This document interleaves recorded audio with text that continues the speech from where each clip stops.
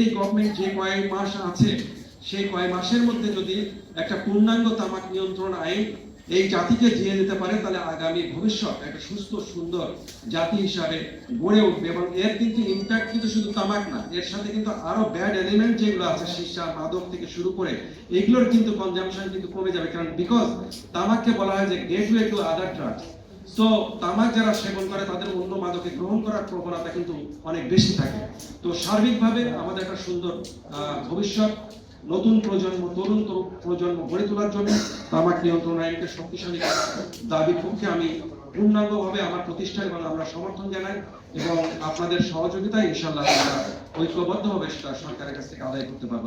এই বর্তমান আইনে স্কুল কলেজের 100 মিটারের ভিতরে তামাক মানে কোন ধরনের প্রোডাকশন যাতে বিক্রি না করতে পারে সেই প্রস্তাবনা রাখা হয়েছে।